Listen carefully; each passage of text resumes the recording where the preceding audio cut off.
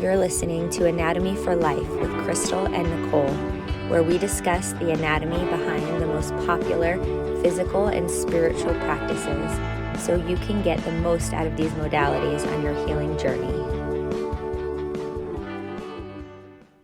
Where do we see men practicing yoga?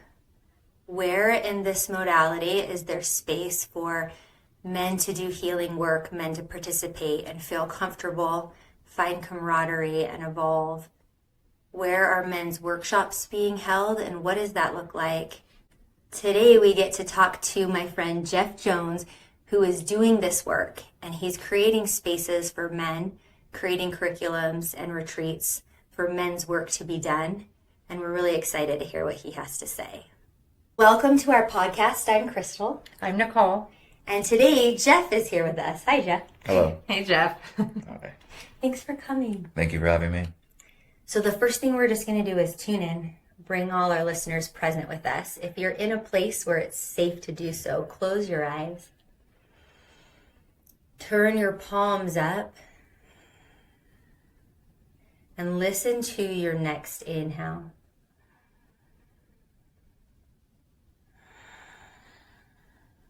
Find where your body expands and contracts as you allow your breath to move.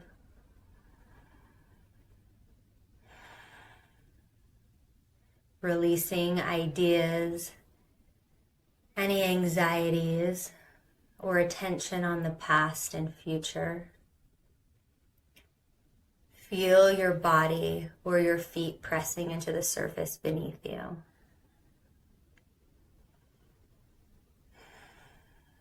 And remembering all the value already rests within you. It lies in being present and being able to connect to the now and to your breath.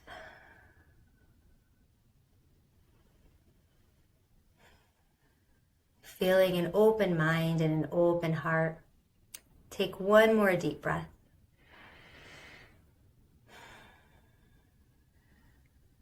And then when you feel complete, blink your eyes open and join us for this conversation I've really been looking forward to.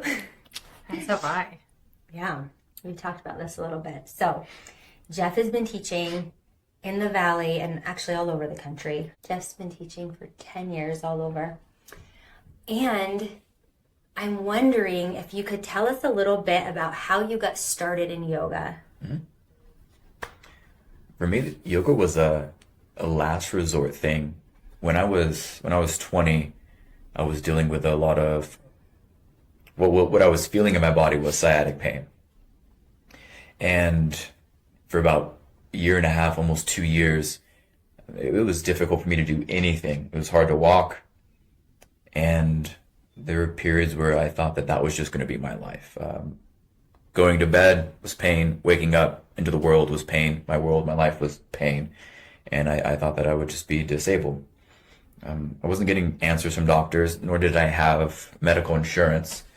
And it's either prescription pills or those were the only options I was being given. And there was a period where I was paying out of pocket for physical therapy, and they were just having me stretch.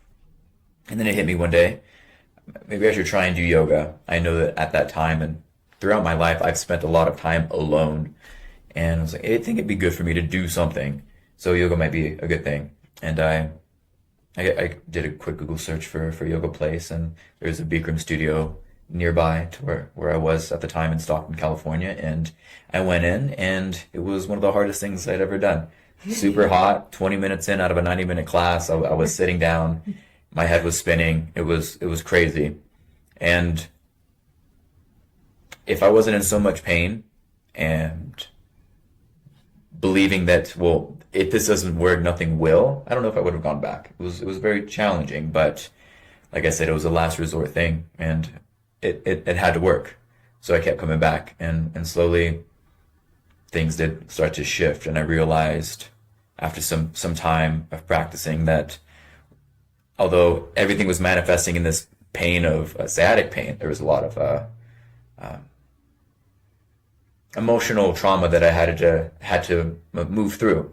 and yoga opened me up to that and to so many other things. The way I look at it was all meant to be.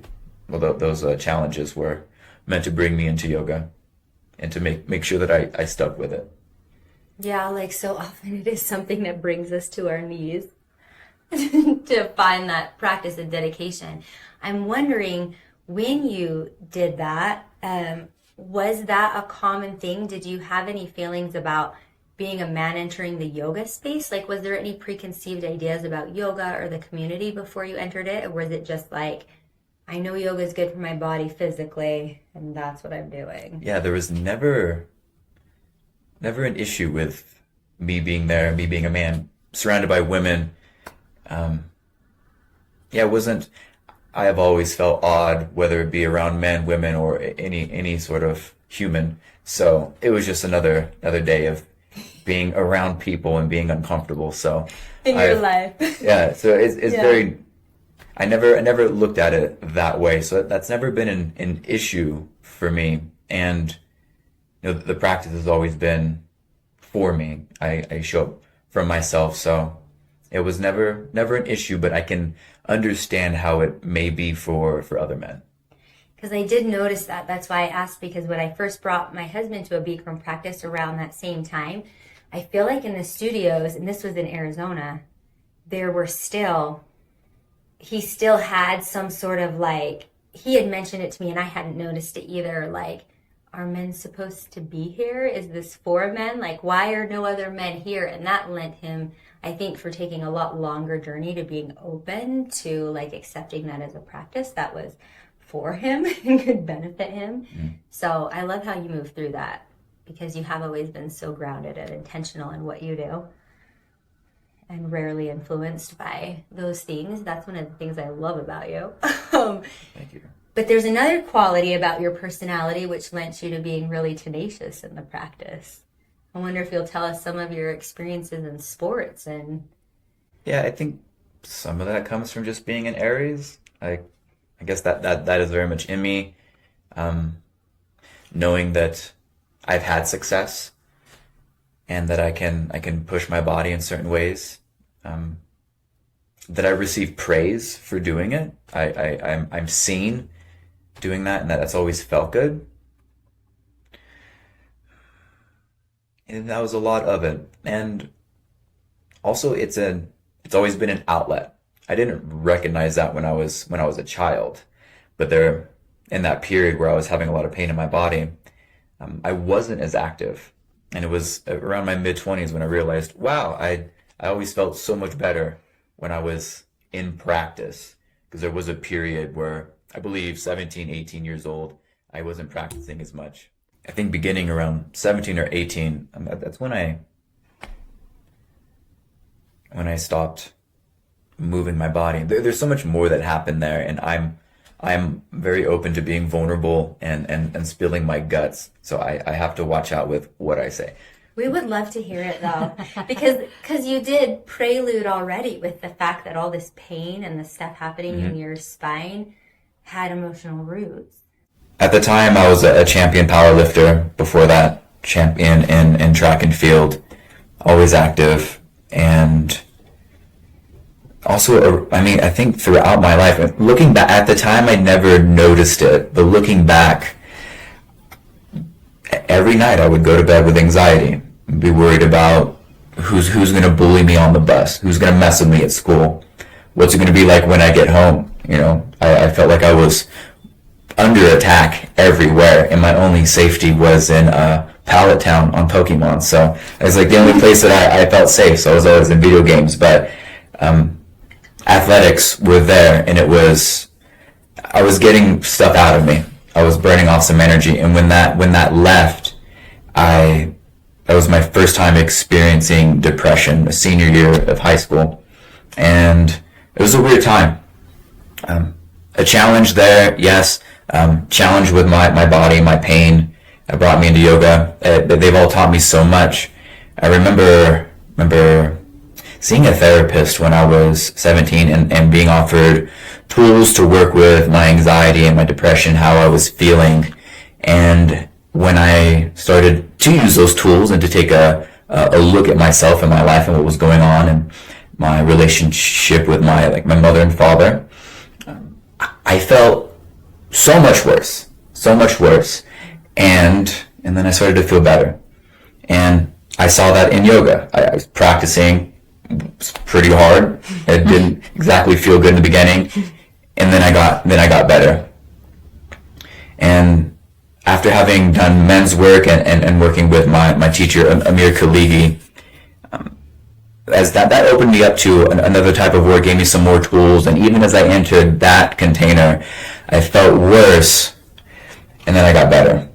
And looking back, I was like, wow, I started doing this at a very young age, 17, doing some work, I guess like peeling off a scab, or just being willing to look at my wounds and go to a darker place inside of myself. And that's something that my teachers always pushed us to do, to look at the things that we may not want to look at, or to look at or feel things that we may be uncomfortable feeling or reliving. And that's been a big part of my practice, and something I try to offer to my students within a class, men's work and through yoga. That's been super powerful in healing for all of us. And while at times that can be overwhelming, the yoga practice or breathing exercises helps one to calm down and to better navigate any sensations that are coming up as we work through that trauma. So at what point did you say, all right, I'm working through this and I'm moving through this? What point did you say, now I want to go help others to receive the same kind of healing and offer this to others? Like, what was kind of that turning point for you? Because it sounds like you moved through, and even at such a young age where a lot of kids aren't looking inward yet, you know. When I made the decision to make an offering to the world, I think that was pretty recent. I think since I've been here in Utah, I've been here the last 3 years. Early on, it was a way to make money. I received praise. I enjoyed teaching. I liked yoga practice. I was just practicing and teaching.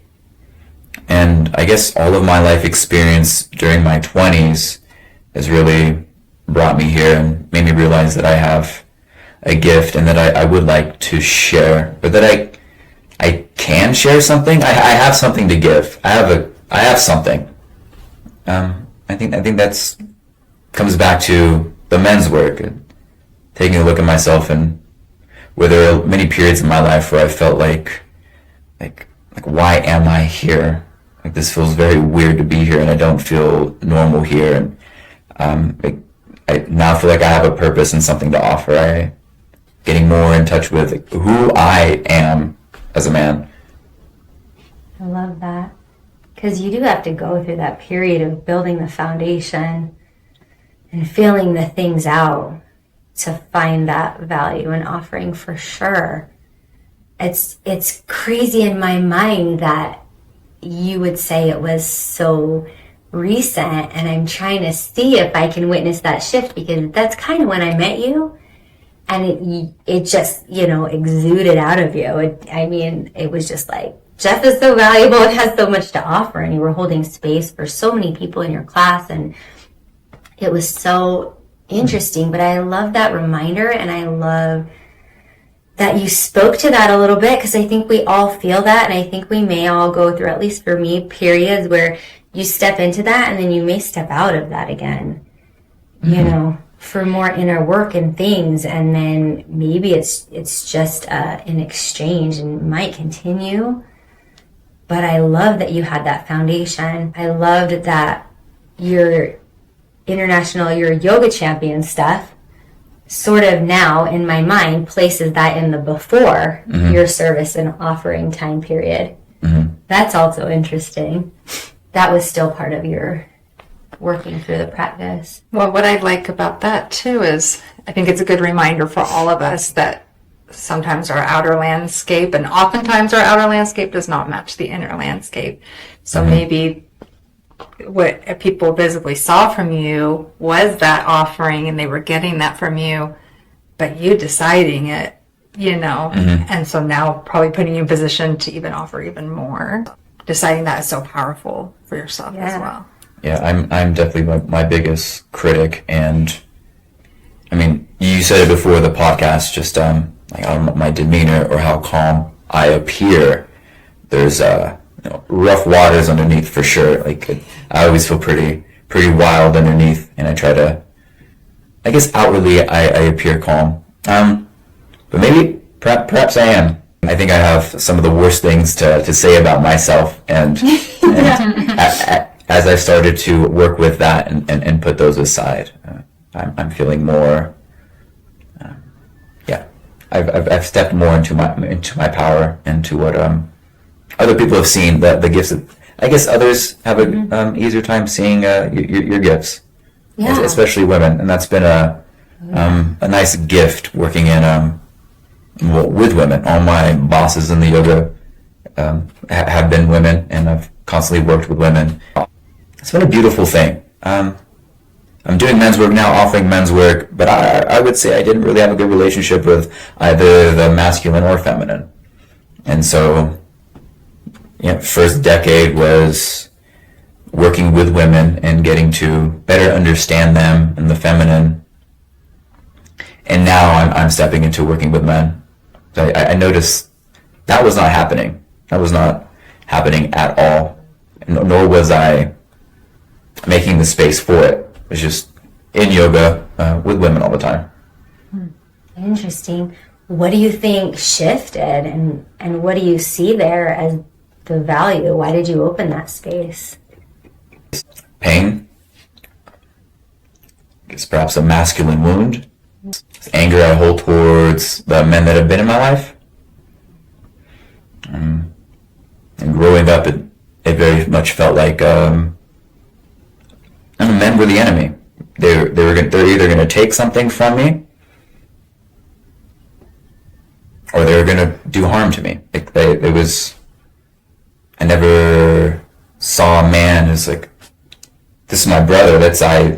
I see myself in him. That was never there. And I think it was, well, it's doing a lot of harm to this world, but certainly I noticed it was doing harm to myself in my life. I had been working with a woman in Oracle, another one of my teachers, Gadiya Matara, and I've been working with her since the beginning, and she's the one who put me in touch with Amir Khaligi. And she can kind of see it was time, and knew that he'd been offering men's work and put me in touch with him, and that's how the men's work got started. I wonder, did that follow the same pattern that you shared with us earlier, where it got harder at first? Oh, definitely. What did that look like, stepping into that? Just recognizing that, oh wow, I'm really mad about a few things. I am in pain and pissed off, and I haven't been looking at this, and I've been letting it destroy my life. Just allowing myself to really take a look at myself. And it was challenging at first, but within Amir's container, there are other men, and men that I would consider like high value men. They're just, I don't know, amazing actors, software developers, people who are look like they have it all going well, and to see them with similar struggles and challenges, that was big for me. It made me feel, I guess, less alone or less crazy. It made it a little more difficult for me to say, like, there's something wrong with you, and more easy for me to now say, it seems pretty common. Seems pretty common. Thank you for sharing that. That's so beautiful, and like, I just want to validate how brave and how difficult it is, and like kind of how miraculous it is that you were even able to take those steps and like get in that place.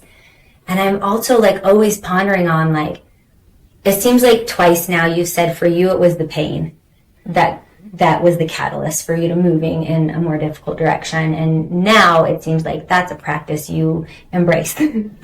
But how do you get men to come to the men's work you do now? Is it that same thing? Is the pain point have to be so high, or are there other things that start helping proliferate the work? I let men know that it's available, that there's a place, and we practice. And that's all that I've really done with that.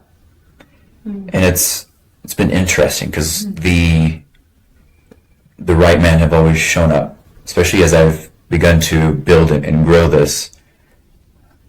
Yeah, the right men have come in as far as me being able to, and growing my ability to offer and hold space for men. Like, it started out small. That's what I needed. If it started out really big, I don't know if I would have been able to hold that space for 15, 20 men at the beginning.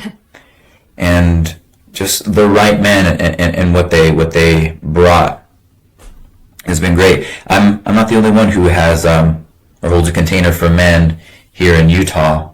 So I think people are going to be attracted to their own flavor, and I offer a particular flavor, and I guess they don't get a taste until they try it. I guess I like to believe that there is a calling, like they'll feel when it's time to come in, and it's there for them.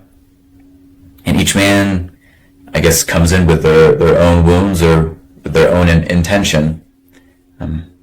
They may not be, who knows, some it's relationship stuff that they're going through, or some others want to be in community. They just want to be around men. They want to make friends. Others want to be in practice, or perhaps feel like, I feel uncomfortable practicing around women, so I do want to practice with men. Everybody comes in for their own thing. Ultimately, it's all about turning inward. And I think that sheds a lot of light, and like a lot of the reason why we ask is from, a stereotypical point of view, women who have husbands and, are partnered with men. I think a lot of times there's like this wanting or pushing, or we've had this discussion where it's like you want something for other people. But I also have noticed in the community that that's not generally the access point, right?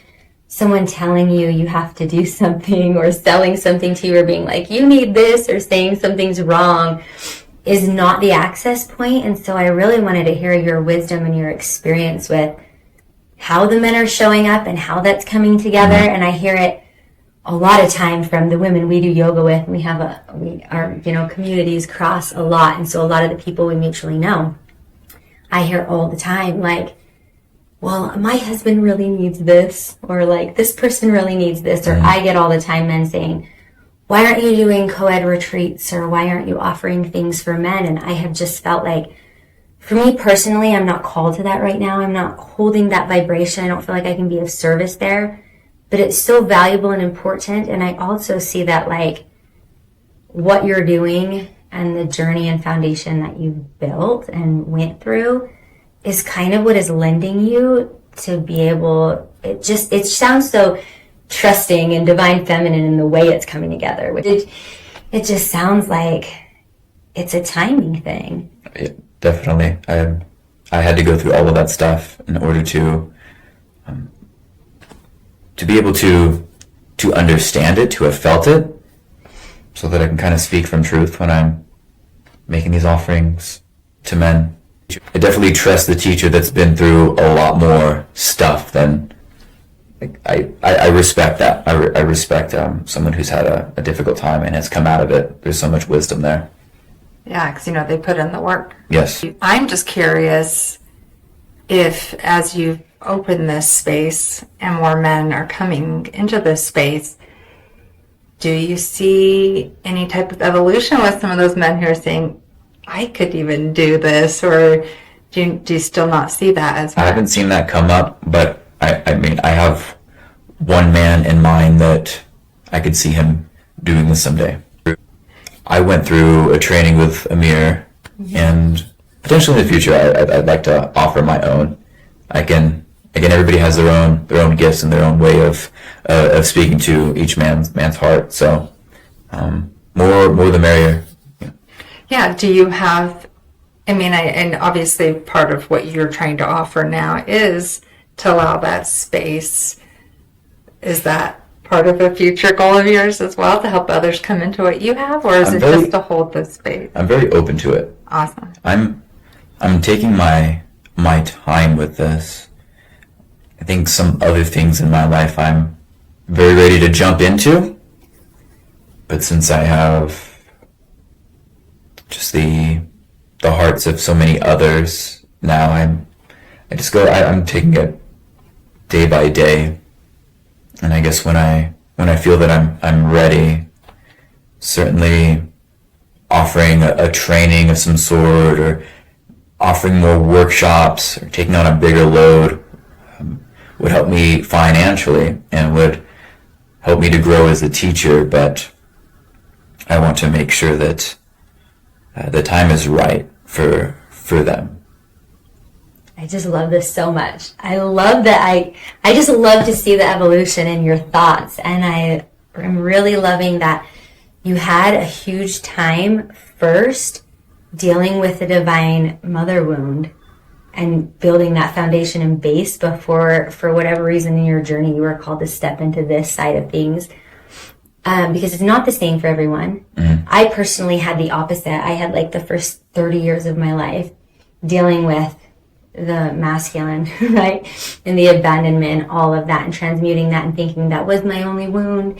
And once I can figure this stuff out, and then realizing I now need to step into the other. And so I think that's also something that why you are just such an amazing teacher, and why a lot of the women love to go to your classes is, I think, because you have that foundation, you hold that space for the mother wound and the divine feminine that a lot of women are trying to heal right now.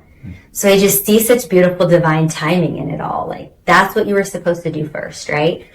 And then you hold that space and you move through that. And the way you talk and the way you're creating these things is just so full of trust, right? And abundance. And like you say, you appear calm on the outside, but that is proliferating your cells, right? Like, that is part of you. That is integrated, because you wouldn't be able to sit here and say, I trust this and I'm taking it slow and I'm doing what I'm supposed to, if it wasn't part of you. I just think it's really cool, because it's a skill I think we all want. I think it's why you're skilled at both.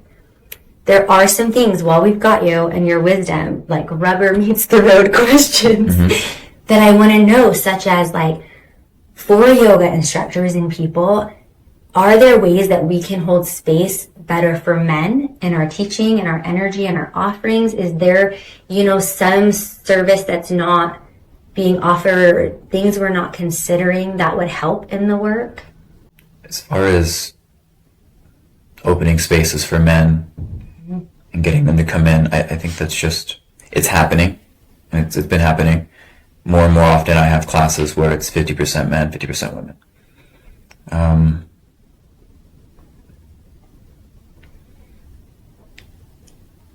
I think that just goes to show the shift that's happening all over the world, this much needed shift. If there's any advice I could give to any teachers, it's just continue to practice. That's what I see in myself. The only way that I'm going to be able to grow this, or become a better teacher, or to be trusted, is to be practicing. For me to, it always comes back to that. For me to be healthy or to show up, I have to be in practice. And I guess there are two versions of me. I guess there's a calm and crazy part of myself, and that may be true for all. But that part of me, just learning how to just get that out of the way, kind of get out of my own way. That is usually my intention before teaching, before doing most things, is to just get out of my way, and I guess make space for something else to come in. And I believe that will be felt. I think I'm a good teacher because I kind of tell Jeff Jones to just just take a chill pill for a little bit. Just go away and let something beautiful, which is in all of us, just let that come through. I think that's gonna speak to the right people, whether it's mainly women or men or both. It'll attract the right people. Yeah, and I love what you said too about just being the constant student. It's something we talk a lot about in our business, that makes great instructors, the ones who really love and want to serve their students. So I love how you talked about that and moving through it so intentionally, taking your time with it so that you can build the skills so that then you can pass it on to your students. I just think that's amazing. Yeah, I love it. I have seen the shift too, and I love seeing that shift of more men come in. And I think maybe your advice and your thoughts are just so brilliant because it's happening already. It's in the collective conscious. It's the next shift. And so the more we can just get out of the way and let it come out and let it channel, then the more we'll see, the rising and the spaces and maybe the men stepping into the spaces as well and feeling the call for that. I agree. I think one thing I've noticed is that my men's group is growing because the men are putting in the work now, and I believe it can be seen on them, in them, and it can be felt. They're showing up in a different way, and people will notice, and they'll listen a little more closely when they mention the men's practice. And as more and more men come into practice, more and more men will be attracted to it. Definitely. Can you tell us some of those things that are in that? Is it yoga practice? I know you go camping sometimes. I just started going camping. I think 3 weekends ago, it was still snowing out here. And that was amazing, mainly because I was alone. Last weekend I went camping and there were people there. And I don't think I like camping anymore. I feel that on the soul level. I was like, oh, you came out with your generator and your satellite and you're making a lot of noise. It's not what I came here for. So I love it. I don't know. I feel indifferent with camping right now, but it's been nice to get in touch with nature. That was one of the things that, as I went through this training with Amir, it was once a week you have to go outside, you have to be in nature for an hour, you don't say anything. So as it starts to warm up a bit, that is something that I'll do. I like to go out. I don't want to say where. I don't want you guys to show up and see me there, but yeah, I like to go get in the water. We won't tell you where Jeff is. Yeah, that is, yes. Thank you. But we will tell you where to follow him and how to contact him and find his events that you are invited to.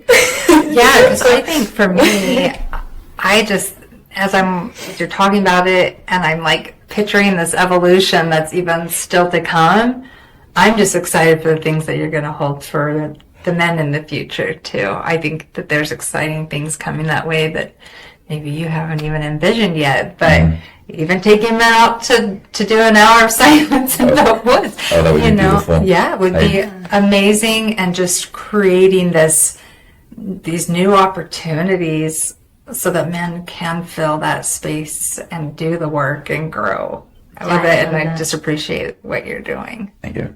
Yeah, and we appreciate you being with us today. I want to know if there's any message or anything left on your heart that you just really love to share.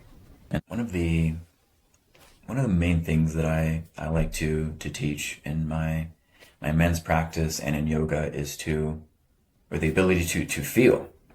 Oftentimes beginning with breath work, taking deep breath, just you can feel that. Take a deep breath, you can feel it, even hear it. And that's happening right now. And that leads to a greater capacity to feel. And as we explore feelings and really place ourselves in situations of unknown, say a yoga class for a man or a gathering of men in practice, there may be some weakness that you may perceive or may come up. as you find difficulty in a yoga practice or in a yoga room, when surrounded by women, that might turn men off. I believe we are raised that a man is to not be weak, or to never show weakness. You're less of a man if you were to be weak. And there's a gift that can be found within areas that we find weak. We want to explore those areas so that we can strengthen them. One thing that is and has been lost is, well, community and brotherhood. It's normal for you to have times of weakness or struggle, hard times. And I believe good men at your side, they're going to be men, brothers that you can lean on. I know for myself that there is a fear of appearing weak and being judged or made fun of by another man. But as I've begun to work with men and open myself up to brotherhood and community, oftentimes I'm able to lean on them. I'm able to do things that would otherwise terrify me. I can go deeper into them knowing that I have support. So be strong enough to feel weak. It's normal to have a bad day, to not feel good. I've heard so many students say, I wasn't feeling good, so I didn't come to practice today. That's when you should practice. If you show up to my class and you're in a bad mood, I'm not going to label you as someone who's negative. That's the day when you should practice, and I want you to explore that anger, that pain, sadness, whatever it is. I feel like people are pushed away often when they're not feeling good, when they may be a lot, or they feel like they're a lot or a burden, and that's normal. You don't need to numb yourself or to move away from that. Move towards it, and that is where you'll find your gifts. I feel like there's so many things in this world that are trying to prevent you from finding your gifts because they're afraid of how powerful that you will become and how powerful you truly are. So they've created ways to make it very painful in those areas, but go there. Amazing. Thank you. Thank you for being with us. Yeah. I think this is going to be hugely valuable for many people, women and men alike. Yeah. Where can people find you and follow you? Instagram's best. Okay. I go by the handle Xdanza, EXDANZA. My name is Jeff Jones. We'll link it in the show notes. Yeah. Thank you. Man, you just always burst my little yogi heart wide open. I love Jeff's classes, and I just feel so grateful that you would be here and share with us thoughtfully and authentically. And thank you. Thank you. Thanks. See you on the mat. You're listening to Anatomy for Life with Crystal and Nicole, where we discuss the anatomy behind the most popular physical and spiritual